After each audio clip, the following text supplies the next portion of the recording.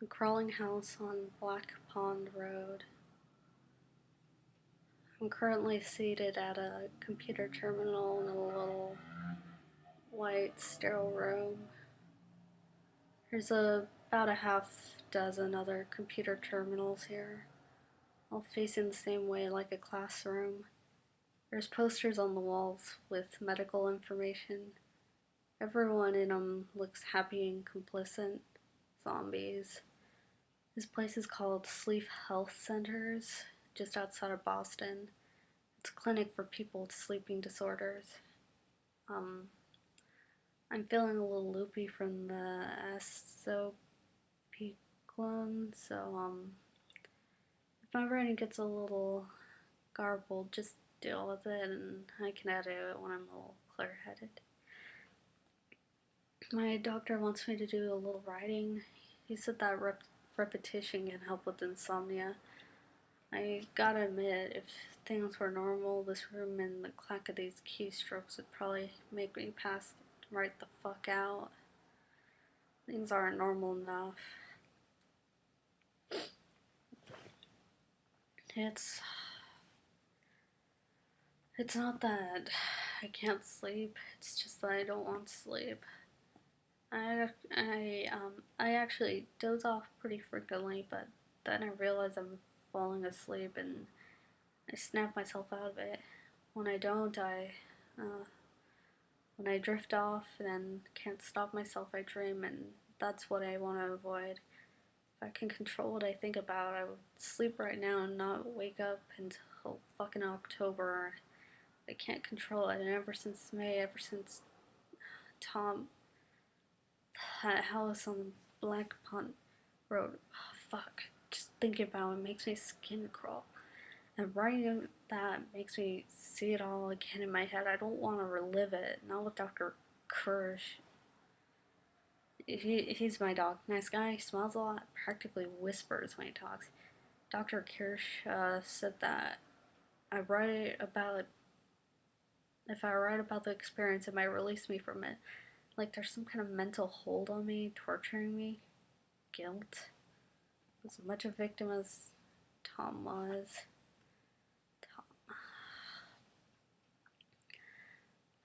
Tom was my friend from college. We both attended BU. Freshman year, his room was right across the hall from mine. I remember running into him on a bench late one night when my roommate was spending too long talking on the phone to his girlfriend from home. Tom bummed me a smoke and we just sat and talked about our roommates' idiosyncrasies for a couple hours. After that, we just hung out all the time. Even after college, we stuck together. Both got jobs in the city, lived near each other in Somerville. What was it? May, right? Yeah. May the fucking 13th of all days. And Tom called me up after work and said, "What you got going on this weekend?" And I said, "Nothing." And he said, "Any chance you can help me clean out a house?" And I said, "Who are we robbing?" And he said, "My dead aunt." And I said, "Friends help you move. Good friends help you move bodies." And he said, "Unfortunately, somebody already moved the body, but she's got a lot of other shit in her place, and I need to clean it out good so I can get sold." So he picked me up that night, and we drove and listened to the tunes on the radio, stopped and ate and chilled and drove and drove. When I asked him where we were going, as we were going, "How'd she die?" She hung herself. "Well, I'm sorry for your loss." "Don't be. She was batshit insane." "I'm sure she loved you too." "Hardly. But she loved her brother. And he just happened to be my father. He needs to get the house sold, but they live out in Washington now, so I agreed to clean the house." "What a good son." "Well, I'm getting paid for it." "Oh, I see. I help do the work and you get all the reward." "You get the reward of my company for a weekend in some rat hole." "I guess that's better than what I had planned." Black Pond Road. That's a hell of a name. Her house looked like it was going to collapse. It was one floor, one large living room connected to a tiny kitchen with two tiny bedrooms. The bathroom was practically a closet. There was a screened porch off the side looking out into the woods. It was after 1 in the morning when we got there. I remember suggesting we sleep in the car just in case the house collapsed. Tom pulled out a flashlight. We gathered our bedrolls and backpacks and went inside. The floor moved.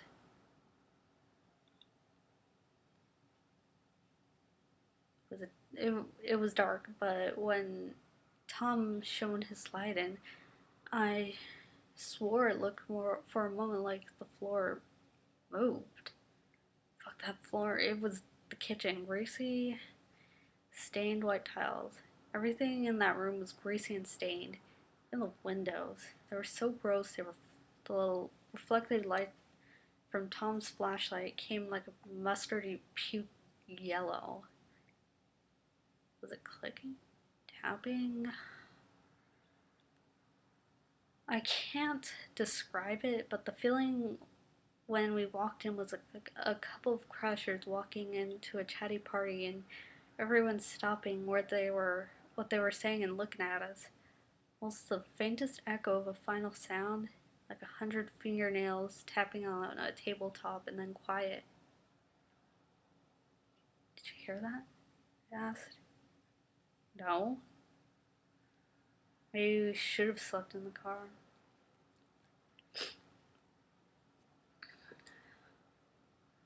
My room was like a prison cell attached to the living room. Tom's room was only accessible from the screened porch. I took a look in and told him we should switch. If I'm not getting paid, I should at least get a better room. I don't want this room. This is the room she hung herself in. I just stood there for a bit. The only thing missing from my room are bars on the window. That's so you can escape when our ghost comes for us. Ghosts want to be caught dead here. One unrolled my sleeping bag on the tiny bed in my room, then climbed in there and lay in the dark.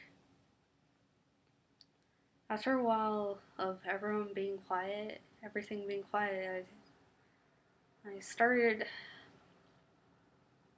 started hearing the sound. It was like chittering, buzzing, fucking mosquitoes. That's when I thought. Pulled the sleeping bag over my head to keep anything out. God, if I wasn't so tired.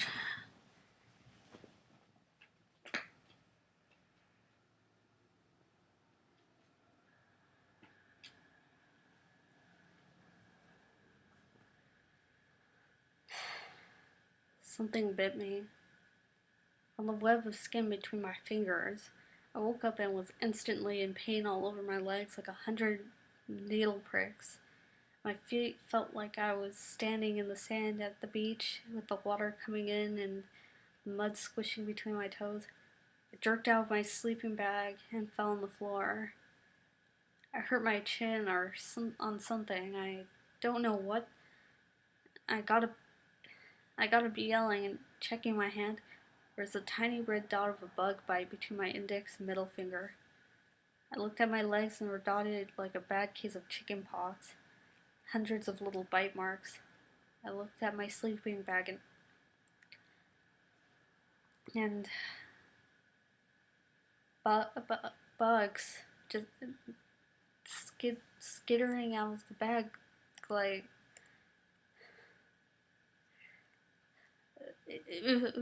it was a stream of them crawling all over each other. Earwigs. Hundreds of earwigs slithering out of the bag I'd been sleeping in, and house centipedes with them wiggling along. Just a tide of glistening bodies crawling out of the bag with me. Felt like I was going to puke, and I ran from the room, slamming the door shut. It was morning.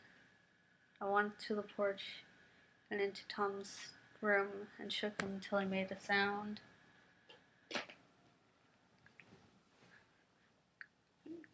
Get out. You gotta get out of your bag. Dude, what time is it? Morning time, you need to get out of the fucking sleeping bag, dude. My bag was full of bugs. I'm covered in fucking bug bites. Get the hell out of the fucking bag. My stomach hurts. Give me a second. He didn't have any bugs in his fucking bag. I almost hated him for it. But then he complained again about his stomach hurting and pulled up his shirt, and I saw these swollen marks all along the waistline of his pants. What the fuck, dude? We're not sleeping in this fucking house, man. Look at my legs.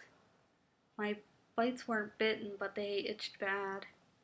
I wasn't taking my bedroll home. No way in hell was I keeping after seeing all those bugs crawl out of it. Burn it. Burn the whole house. Burn it.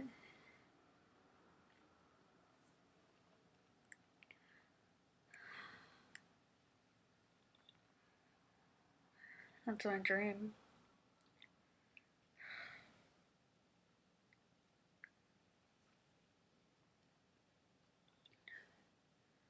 When I fall asleep, I'm back in that fucking bag.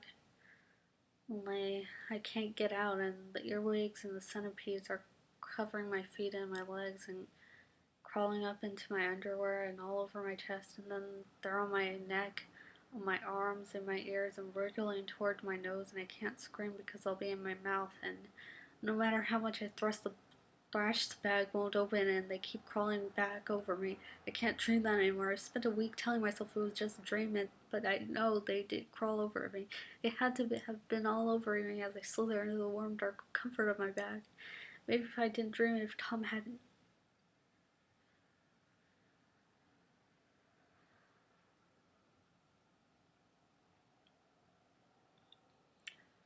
I'm getting off track.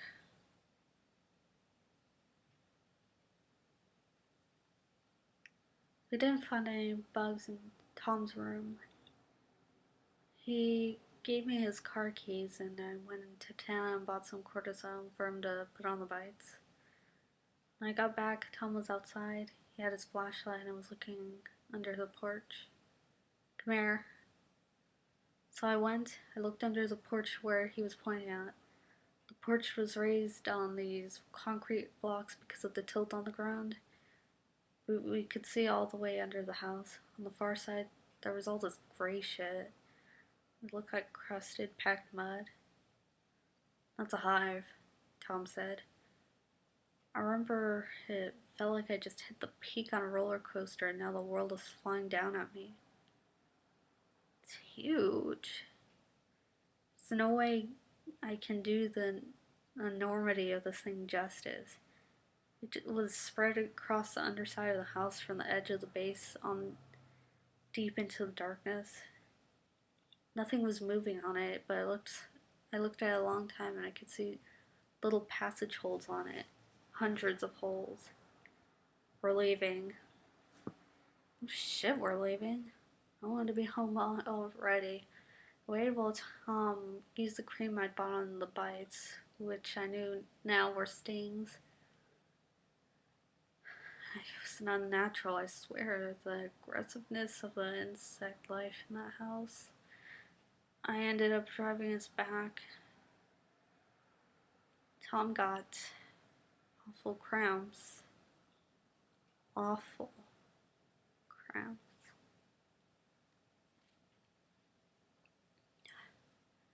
He eventually had to lie down in the back seat, doubled over in pain. Pulled over at a rest stop and made him let me check the spots out. But the swelling had gone down. He had all these stabbing pains in his gut, though. I told him we needed to take him to a doctor. I wanted to see one myself. Bites all over my legs. You gotta tell your parents to burn that fucking house to the ground. Leave me, I will. Ugh. I went and had the bites checked on Sunday. I was fine. I had my first nightmare that night. Back in that bed, being consumed by earwigs and centipedes. I called Tom to see if he had gotten checked, but he didn't answer. I called him again on Monday. When I talked to him, he sounded distant. like he was talking about something else. I asked if he told his folks about the house, and he said he hadn't. I took the day off and went to see him on Wednesday. I buzzed him, but he didn't answer. I got into the building when someone else came out, found his door was unlocked. He was sitting on his couch staring at the far wall. He looked gray. His skin, he wasn't pale or rotting or anything, but he did not look healthy. He hadn't cleaned up in a couple of days, and the place stunk. Just sat there. Tom, I gotta get you to the doctor, dude. Fine now, thanks.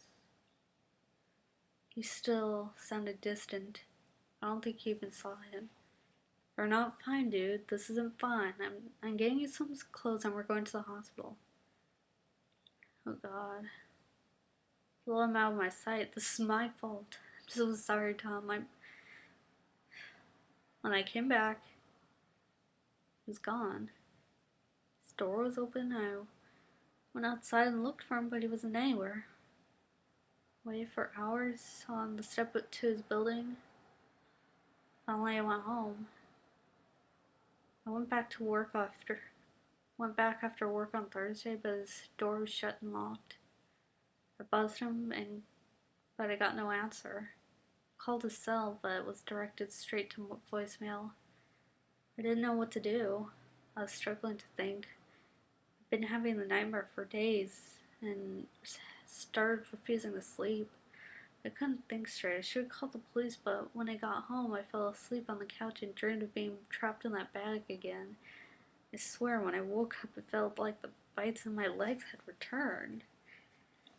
Friday is a week after that awful day. I was a zombie the whole day.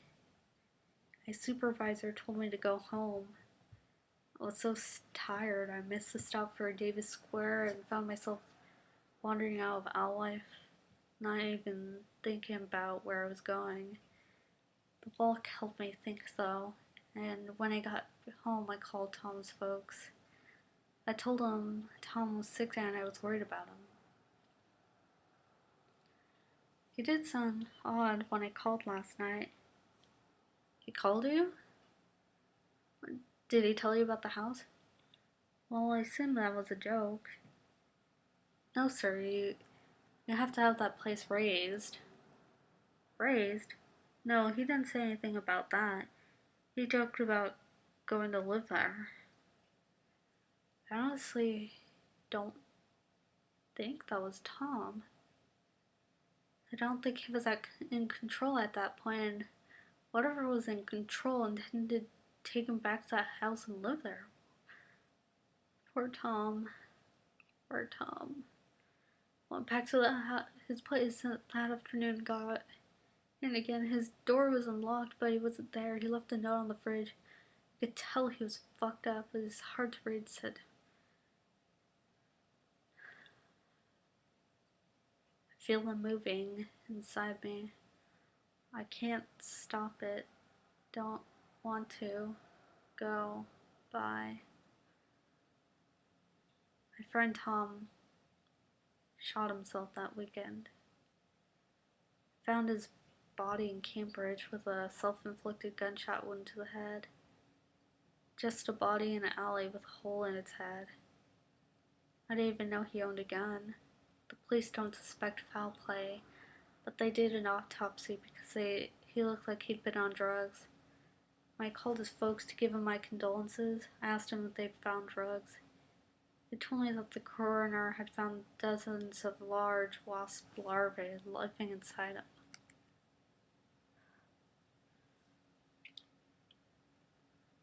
Oh, God. They had been feeding on him from the inside, burrowing through his body. I told his parents to get that house burned to the ground. I wanted to add that they should piss on the ashes. I wanted to piss on the ashes. I don't know what they did about it. It may still be there, buzzing with life.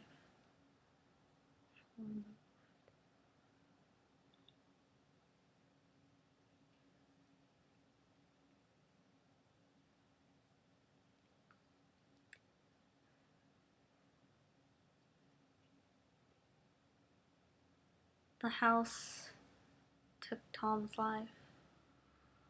The bugs. And I can't sleep. I'm trapped in a bag and they're getting my mouth, my nose, and my ears, moving across my skin, consuming me. I don't feel better, and I just want to forget. How do I post this thing? I can't stay in this room anymore. I really can't.